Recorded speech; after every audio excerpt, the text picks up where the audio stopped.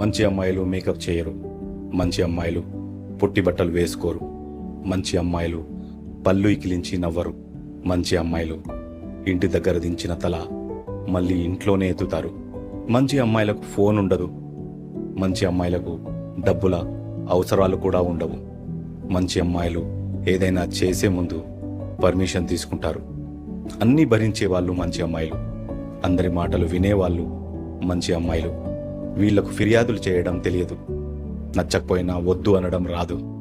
వీళ్లను తిట్టినా కొట్టినా భరిస్తారు.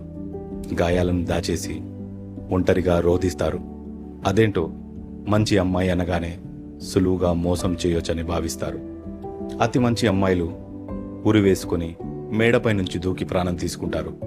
మిగిలిన కొద్ది మంచి అమ్మాయిల్ని సమాజం, భర్త, అత్తింటి వాళ్ళు ఎవరో ఒకరు చంపేస్తారు.